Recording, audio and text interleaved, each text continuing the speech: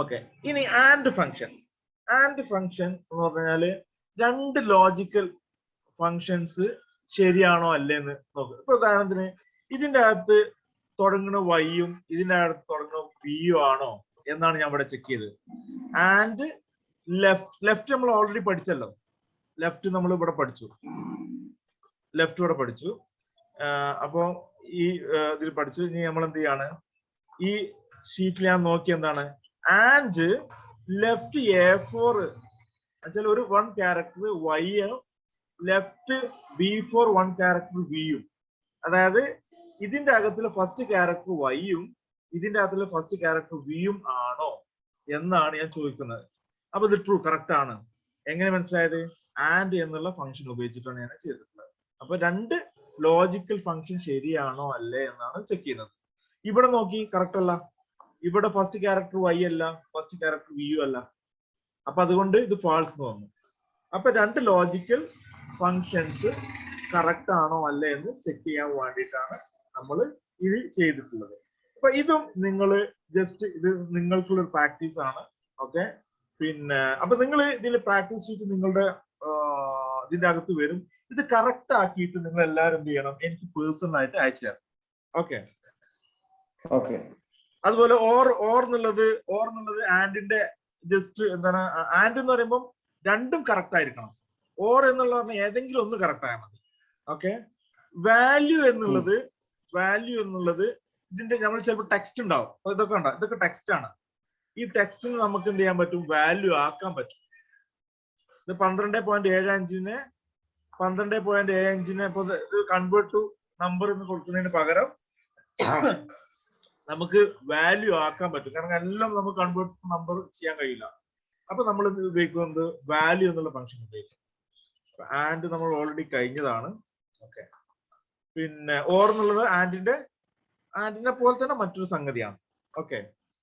ഇനി ആണ് ഞാൻ വേറൊരു സംഗതി കാണിച്ചു തരാൻ പോകുന്നത്, ഡാറ്റ വാലിഡേഷൻ ബൈ ഇക്വേഷൻ. ഇത് ഈ ഇക്വേഷനുകളൊക്കെ മനസ്സിലായി കഴിഞ്ഞവർക്കാണ് എന്താ പറയാ ഈ സംഗതി മനസ്സിലാവുള്ളൂ. അപ്പൊ അതിന് എന്താ വേണ്ടത്, നമ്മൾ എന്താ വേണ്ടത് വെച്ചാല് ഇവിടെ ഡാറ്റയില് നിങ്ങൾക്ക് കാണാൻ പറ്റും.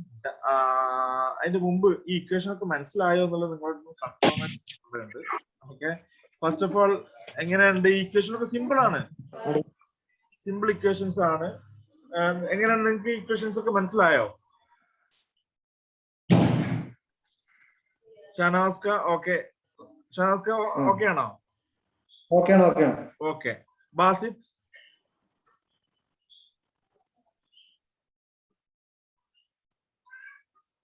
ബാസിത്ത് അവിടെ ഇല്ലാന്ന് തോന്നുന്നു. ആയിഷ ഓക്കെ ആണ്. റഷീദ്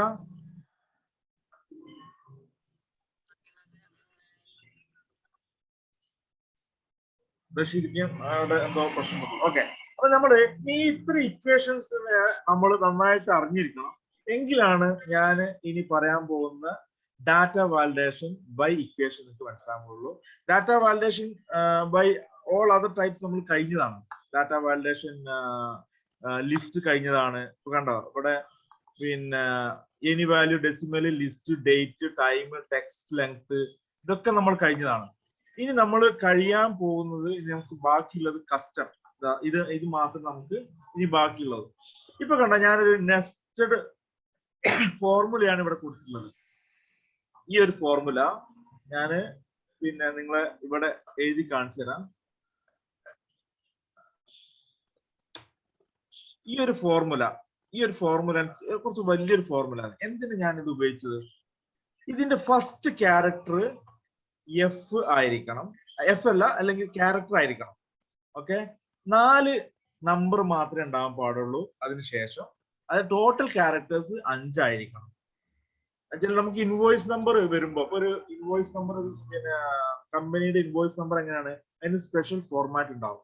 ഫസ്റ്റ് ചിലപ്പോൾ എന്തായിരിക്കും, ആ കമ്പനിന്റെ പേരോ ഒക്കെ ചേർത്തിട്ടായിരിക്കും ഇതുണ്ടാവുക.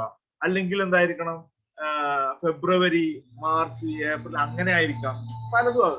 ഇവിടെ ഞാൻ ഉപയോഗിച്ചത് എന്താണ്, ഫെബ്രുവരി എന്നുള്ളതിന്റെ എഫ് ആണ്. ഓക്കെ. പിന്നെ 1 2 3 4 അത് ഇങ്ങനെ സീരിയൽ നമ്പർ. ഓക്കെ. ഇങ്ങനെയാണ് ഈ ഒരു ഇൻവോയ്സ് നമ്പർ ഞാൻ ഉപയോഗിച്ചിട്ടുള്ളത്. ഇപ്പൊ എന്നിട്ട് നമുക്ക് ഇതിന് പകരം ഇവിടെ ഒരു എക്സ്ട്രാ 5 കൂടി കൊടുത്തു കഴിഞ്ഞാൽ എന്താ പറയും കണ്ടോ?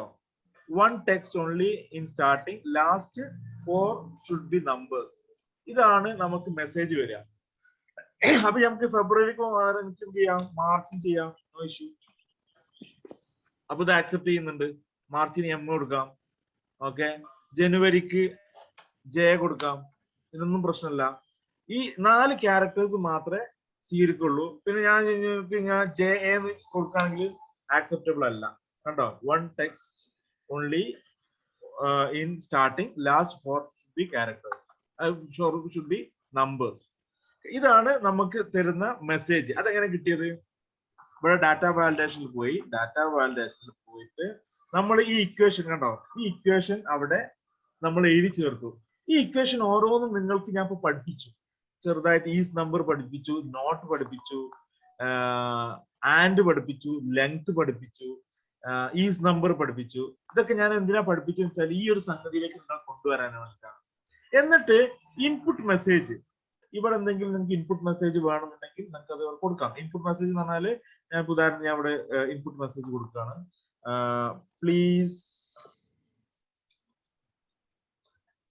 Please enter first letter of the month.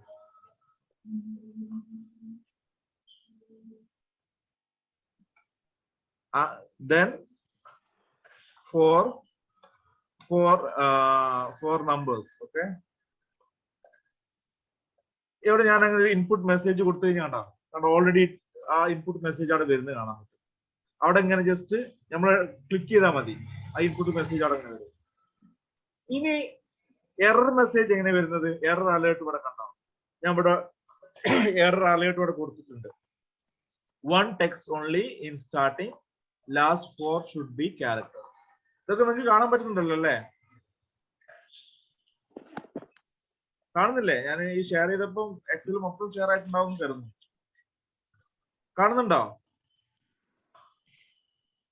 ഈ എറർ മെസ്സേജ്?